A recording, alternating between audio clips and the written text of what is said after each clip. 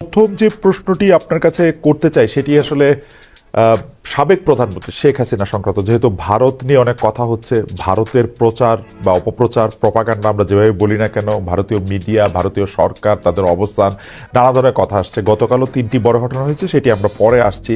আমরা শুধু জানতে চাই যে সাবেক প্রধানমন্ত্রী শেখ হাসিনা পালিয়ে গিয়ে পদচ্যুত হয়ে বা পদত্যাগ করে ভারতে চলে গেছেন, পররাষ্ট্র মন্ত্রণালয়ের কাছে তার অফিসিয়াল স্ট্যাটাসটা এখন কি? মানে তার অবস্থান সম্পর্কে আমাদের কাছে কি তথ্য আছে? আমাদের কাছে অবস্থান নিয়ে আমাদের কাছে কি তথ্য আছে? তিনি দেশে ফিরবেন, আরো লাইট আছে, তিনি দেশে ফিরবেন বা আপনারা ফিরিয়ে আনবেন দ্রুত, এমন কিছু ঘটবে কিনা, তৃতীয় কোনো দেশে যেতে পারেন কিনা? ধন্যবাদ। এটা আসলে সবই আপনি যে প্রশ্ন করেছেন এটাতে উত্তর দিতে গেলে একটু স্পেকুলেটিভ হয়ে যাবে। বিষয়টা হচ্ছে যে উনি ভারতে প্রথমে গিয়েছিলেন এবং প্রথম থেকে যেটুকু জানা যাচ্ছিল যে তিনি ভারতে খুব বেশি দিন থাকবেন না, এরকম একটা কথা কিন্তু শোনা গেছে। কিন্তু এখন তো ধরুন 4 মাস হতে চলেছে উনি ওখানেই আছেন। কি কারণে আছেন সেটা বিভিন্ন কারণের কথাবার্তা বলা হচ্ছে, সেটা আমরা জানি না। এখন উনি কতদিন থাকবেন এটাও কিন্তু আমরা জানি না। এটা অনেকটাই ভারতীয়দের এখতিয়ার, তারা তাকে কতদিন থাকতে দেবেন বা উনি কতদিন থাকবেন ইত্যাদি ইত্যাদি। তো আমি যেটা মনে করি যে যদি বাংলাদেশে যদি তার বিরুদ্ধে মামলা তেমন একটা পর্যায়ে পৌঁছে তাহলে তাকে আমরা চাইতেই পারি ফেরত আনার জন্য, কিন্তু তারপরে সেটা উনি কখন আসবেন, ভারতীয়রা ফেরত দিবে কিনা, কিভাবে দেবে, এটা কিন্তু এখন আমি কোনো উত্তর দিতে পারবো না, কারণ আমি কোনো স্পেকুলেট করতে চাই না। তার অবস্থান সম্পর্কে ভারতীয় কর্তৃপক্ষ কি আপনাদেরকে কোনো ব্রিফ করেছে বা নিয়মিত ব্রিফ করে? কেন আমি এটি জানতে চাইছি, তিনি কি ভারতে গৃহবন্দী আছেন? এটাও দেখুন, এ ব্যাপারে আমার জ্ঞান আর আপনাদের জ্ঞান একই, কারণ পত্রপত্রিকায় যা কিছু আসে আমিও সেটুকুই জানি, এর চেয়ে বাইরে আসলে আমার কিছু জানা নেই। কাজে আমি এটা স্পষ্ট কোনো উত্তর দেওয়ার, যেহেতু আমার কাছে তথ্য নেই, আমি সেটা দিতে পারছি না। একজন বিশ্লেষক বা বিশেষজ্ঞ হিসেবে যদি আপনাকে জানতে চাই যে মানে সাবেক একজন প্রধানমন্ত্রী, তাকে কি আসলে মানে আমরা দেখে কি বুঝতেছি যে তাকে কি আসলে বিদেশি গণমাধ্যমের সাথে কথা বলতে, বিদেশি গণমাধ্যম থেকে কথা বলতে, এডভাইজার হোসেন, আমরা আপনাকে স্পষ্ট দেখতে পাচ্ছি, আমরা আপনাকে স্পষ্ট শুনতেও পাচ্ছি।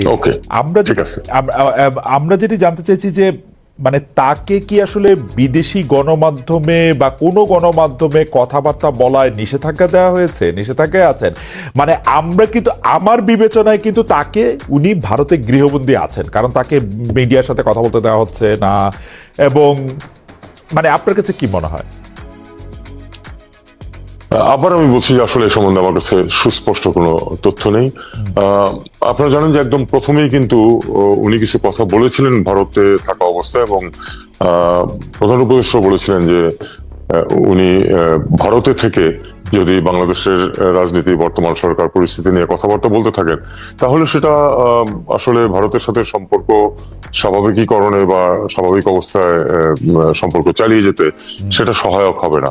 আমি আমার অবস্থানটাও মনে করি সেরকম। আমি মনে করি যে তিনি যদি সেখান থেকে কোনো মানে তার সমর্থকদেরকে কোনো দিক নির্দেশনা না দেন, কোনো কথাবার্তা না বলেন, সেটাই পারস্পরিক সম্পর্কের জন্য অনেক ভালো। অ্যাডভাইজার হোসেন, আমরা দেখেছি যে সাবেক প্রধানমন্ত্রী শেখ হাসিনা সহ বিগত সরকারের মন্ত্রী ও সংসদ সদস্যদের লাল পাসপোর্ট বাতিল করা হচ্ছে। এখন তাদের ট্রাভেল ডকুমেন্ট কি হবে, কি স্ট্যাটাস হবে, সেই ব্যাপারে কি পররাষ্ট্র মন্ত্রণালয় বা আপনাদের দপ্তরে উনারদের তরফ থেকে কোনো যোগাযোগ করা হয়েছে? আমার কাছে আসলে তেমন কিছু আসেনি এখন পর্যন্ত। এ ব্যাপারে সাধারণ নিয়মটা হচ্ছে যে তাদের যখন দায়িত্ব শেষ হয়ে যাবে তখন তো লাল পাসপোর্টটা বাতিল করা হবে, তখন তারা দেশে থাকলে পাসপোর্টের জন্য দরখাস্ত করতে পারেন। বিদেশে থাকলে তারা একটি ওয়ান ওয়ে ওটিপি, যেটাকে ওয়ান টাইম পাস নিয়ে শুধু বাংলাদেশে ফেরার জন্য তারা একটা কাগজ নিতে পারেন। সেই কাগজটা নিয়ে তারা দেশে এসে পড়তে পারেন এবং তারপরে তারা পাসপোর্টের জন্য দরখাস্ত করতে পারেন। এটা কিন্তু স্বাভাবিক নিয়ম। বাংলাদেশ নিয়ে অপপ্রচারের জন্য, মানে যদিও আমি ভারতীয় মিডিয়া এবং ভারতীয় সরকারকে ঠিক এক করে দেখি না, কিন্তু বাংলাদেশকে নিয়ে একের পর এক যেটাকে আমরা প্রপাগান্ডা বলছি, অপপ্রচার বলছি, এবং কোনো কোনো ক্ষেত্রে সেটি কিন্তু মানে বোনাফাইডি না, অনেক ক্ষেত্রে সেটি মেলাফাইডি, মানে ইচ্ছে করে এরকম করা হচ্ছে বলে অনেকটা মনে হচ্ছে।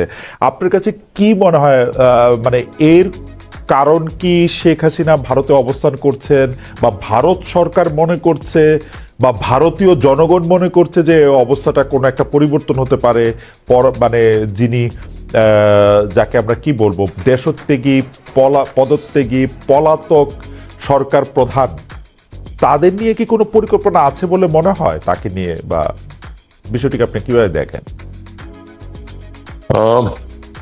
দেখুন, বিষয়টা হচ্ছে, আমার দৃষ্টিতে বিষয়টা এরকম, আমি মনে করি না যে এ ধরনের কোনো প্রত্যাবর্তন সম্ভব। আমার মনে হয় যে যারা মুক্ত মনে বিচার বিশ্লেষণ করেন, এমনকি যারা একটু কট্টরপন্থীও, তাদেরও কারো কারো বক্তব্য পাওয়া গেছে যে এরকম মনে করাটা ভুল, যে তাকে আবার পুনরুদ্ধিষ্ঠিত করা যাবে এখানে। শুনুন, ভবিষ্যৎ, দূর ভবিষ্যৎ কি হবে এটা তো কেউই জানে না। বস্তুত যে বিপ্লব ঘটে গেছে বাংলাদেশে 6 মাস আগেও তো কেউ ভাবেনি যে এরকম কিছু ঘটতে পারে, কিন্তু এটা অবশ্যই নিশ্চিত যে অদূর ভবিষ্যতে এরকম ঘটার কোনো সম্ভাবনা নেই। এখন তারা কেন এই মানে মিসইনফরমেশন, ডিসইনফরমেশন ক্যাম্পেইন চালাচ্ছে প্রধানত মিডিয়াতে, এবং শুধু আপনি খেয়াল করে দেখবেন যে কতগুলি সংগঠন সারা বিশ্বে এই মতবাদ প্রচারের চেষ্টা করছে যে বাংলাদেশের বিরুদ্ধে, বাংলাদেশের এখানে হিন্দুদের কোনো নিরাপত্তা নেই, এখানে প্রচন্ড ভাবে তাদের উপর নিপীড়ন করা হচ্ছে, ইত্যাদি ইত্যাদি। বাস্তব যারা এখানে দেখছেন তারা কিন্তু কেউ এরকম কথা বলেননি, দূরে থেকে অনেকে এরকম বলছেন। এই ধরনের প্রোপাগান্ডায় তারা মিসলেড হচ্ছেন, অথবা ইচ্ছাকৃতভাবে মিসলেড হচ্ছেন। তাদের যদি বাংলাদেশ বিরোধী কোনো মনোভাব থাকে সেটাকে তারা এগিয়ে নিচ্ছেন, কিন্তু যারা এখানে দেখছেন, আছেন, তারা কিন্তু কেউ একথা বলছে না যে এই ধরনের কোনো পরিস্থিতি এখানে বিরাজ করছে। হ্যাঁ, এটা সত্য যে মার্চ আগস্ট পরবর্তী কয়েকদিন যখন কোনো সরকার ছিল না, তখন অনেক কিছু ঘটতে পারতো, কারণ তখন পুলিশও ছিল না দায়িত্বে। পুলিশ যেহেতু এক ধরনের তাদের অপাঙ্কের অবস্থায় ছিল, কিন্তু এই সরকার দায়িত্ব নেওয়ার পরে খুব তাড়াতাড়ি কিন্তু নিয়ন্ত্রণ প্রতিষ্ঠা করতে পেরেছে, এবং যদি 2-4টা ঘটনা ঘটেও থাকে এর আগে, সেটাকে সম্পূর্ণ নিয়ন্ত্রণে আনা গেছে। এবং একটা জিনিস আমাদেরকে খেয়াল করতে হবে যে এই পুরো ব্যাপারটার মধ্যে কোনো ধর্মীয় বিষয় ছিল না। এটা যেটা হয় সেটা হলো যে পূর্ববর্তী 15 বছরের যে স্বৈরাচারী সরকার ছিল তাদের সময়ে অনেকেই নিগৃহীত, নিপীড়িত, অত্যাচারিত হয়েছেন। তাদের মধ্যে এক ধরনের প্রতিশোধ স্পৃহা ছিল। যখন সরকার ছিল না, অথবা সরকার নিয়ন্ত্রণ নিতে শুরু করেছে মাত্র, তখন কিছু কিছু ঘটনা ঘটেছে, যে কিছু অগ্নিসংযোগ ঘটেছে, কিছু ভায়োলেন্স ঘটেছে। কিন্তু আপনি খেয়াল করে দেখবেন সেখানে কিন্তু আপনি যদি ধর্মীয় সংখ্যালঘুদের বিচার করেন রাজনৈতিক ভাবে, তাহলে দেখবেন যে তাদের সংখ্যা অত্যন্ত, তাদের মধ্যে যে 2-1 জন নিগৃহীত হয়েছেন সেটা সংখ্যা অত্যন্ত সীমিত। বরং সেখানে যারা ভায়োলেন্সের সম্মুখীন হয়েছে তাদের মধ্যে আগের সরকারের সমর্থক এবং মুসলিম ধর্মাবলম্বী মানুষের সংখ্যাই সমধিক। নিতান্তই 1-2 কেস হয়তো ঘটেছে হিন্দুদের ক্ষেত্রে, কিন্তু সেটাকে ধর্মীয় চরিত্র দেওয়ার চেষ্টা করা হচ্ছে, এবং হয়েছে, এবং এখনো হচ্ছে। এটাই দুঃখজনক। জনাব হোসেন, ভারতীয় হাই কমিশনারকে গতকাল ডেকে পাঠানো হয়েছিল পররাষ্ট্র মন্ত্রণালয়, এবং সেটা একটা আগরতলায় বাংলাদেশের পতাকা এবং অন্যান্য আরো বিজেপির রাজনৈতিক নেতৃবৃন্দের অনেক বক্তব্যের প্রেক্ষিতে সেটা করা হয়েছিল। আপনার কাছে কি তথ্য আছে, বা আপনি কি বলবেন, মানে এইটা ওরা কেন করছে, বা আপনার কাছে কি মনে হচ্ছে যে বাংলাদেশে করা হচ্ছে সেটা প্রতিক্রিয়াটা করা হচ্ছে, নাকি ভারতীয় কর্তৃপক্ষ, একটা তো মিডিয়া যেটা সরকারের বাইরে, আবার কিছু রাজ্য সরকার, লোক সরকার, এবং মমতা ব্যানার্জিও গতকাল বলেছেন বাংলাদেশে নাকি জাতিসংঘ শান্তিরক্ষা বাহিনীর, এই ব্যাপারটাকে আসলে আপনি কিভাবে দেখছেন? বা আপনার কাছে কি মনে হচ্ছে? দেখুন, বাংলাদেশের ঘটনার প্রতিক্রিয়ায় হচ্ছে এটা তো কোনো অবস্থাতেই গ্রহণযোগ্য না, কারণ বাংলাদেশে কিছু ঘটছে না। যেগুলো তারা প্রচার করছে, অপপ্রচার করছে, তার একটি ঘটনাও ঘটছে না এখন বাংলাদেশে। আমি তো বলেছি যে একদম প্রথম অবস্থায় যখন সত্যিকার অর্থে সরকার ছিল না কয়েকদিন, ওই সময় কিছু ঘটনা ঘটেছে, সেটাকে অতি দ্রুত নিয়ন্ত্রণে নিয়ে আসার ব্যবস্থা করা হয়েছে। এমনকি পুলিশকে অ্যাক্টিভেট করার আগেই এটা করা হয়েছে। আপনারা জানেন যে যাতে এই ধরনের ঘটনা ঘটতে না পারে, এই জন্য এমনকি মাদ্রাসা ছাত্ররা গিয়ে পাহারা দিয়েছে যাতে কোনো দুষ্কৃতিকারীরা এই ধরনের ঘটনা ঘটাতে না পারে। তারপরেও কিন্তু প্রোপাগান্ডা থেমে নেই, এবং প্রোপাগান্ডা সব ধরনের প্রপোর্শন বহির্ভূত ভাবে বিশেষ করে মিডিয়াতে এটা প্রচারিত হয়েছে। ভারতে আমরা জানি যে আপনি সরকার বা ক্ষমতাসীন দলের কথা বাদ দিন, তাদের সহযোগী অনেকগুলি হিন্দুত্ববাদী সংগঠন আছে যারা অত্যন্ত উগ্রপন্থী, এবং তারাই কিন্তু অধিকাংশ এই যে ঘটনাগুলি কিন্তু তারা ঘটাচ্ছে। এবং তাদের আনফরচুনেটলি তাদের কিন্তু সমস্ত পৃথিবীতেই নেটওয়ার্ক আছে। ধরুন বিশ্ব হিন্দু পরিষদ, ধরুন বজরং দল, এদের কিন্তু সমস্ত বিশ্বের নেটওয়ার্ক আছে, এবং সবখানে তারা বাংলাদেশ বিরোধী প্রচারণার চেষ্টা করছে এবং মিস ইনফরমেশন দেওয়ার চেষ্টা করছে। অনেককে তারা ইনফ্লুয়েন্স করতে পারছো। এটা দুঃখজনক, কিন্তু আমরা মনে করি যে সরকারিভাবে ভারতের এটা বুঝতে পারার কথা যে এই ধরনের কোনো ঘটনা ঘটছে না, তাদের কাছে তথ্য থাকার কথা, এবং তারা তাদেরকে নিয়ন্ত্রণ করার চেষ্টা করলে আমরা খুশি হব। মমতা ব্যানার্জি প্রসঙ্গ তুলেছেন। মমতা ব্যানার্জি আমার পরিচিতা, আমি 4 বছর ডেপুটি হাই কমিশনার ছিলাম কলকাতায়, তখন তার সাথে যথেষ্ট হৃদ্রতাও ছিল বলে আমি মনে করি। উনি হঠাৎ করে কেন এই কথা বলেন? উনি অনেক সময় কিন্তু অনেক কিছু বলেন যেটা ঠিক প্রত্যাশিত না, এটা এটা তার বৈশিষ্ট্যের মধ্যে আছে, কিন্তু তবু হঠাৎ করে তিনি এই কথা কেন বললেন আমি জানি না।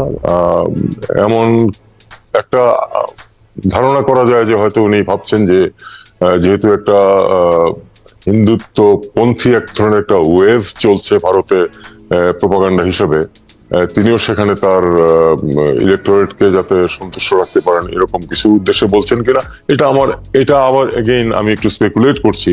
সেটা যদি তিনি এটা করে থাকেন, তাহলে আমি মনে করি না যে পশ্চিমবঙ্গের ইলেকটোরেট সম্বন্ধে আমার যেটুকু সামান্য জ্ঞান আছে, অবশ্য ওনার নিজস্ব জ্ঞান নিশ্চয়ই তার থেকে অনেক বেশি, সেখানে এটাও খুব একটা কাজ করবে বলে আমার মনে হয় না। আর দ্বিতীয় কথা হলো, উনি যেই বক্তব্য দিয়েছেন জাতিসংঘ বাহিনী কোথায় কি পরিস্থিতিতে নিযুক্ত করা হয় এটা তার না জানার কথা নয়। কাজেই সেক্ষেত্রে উনি বিশ্বাস করেন যে সেরকম পরিস্থিতি বিরাজ করছে বাংলাদেশে, এটা আমার একেবারেই মনে হয় না। উনি এর চেয়ে অনেক বেশি জ্ঞানী বুদ্ধিমতী মানুষ, কাজে উনি নিশ্চয়ই এটা ভাবছেন না। আমার বিশ্বাস এটা উনি একটু রাজনৈতিক প্রয়োজনেই এই ধরনের একটা অদ্ভুত প্রস্তাব রেখেছেন বলে আমার মনে হয়।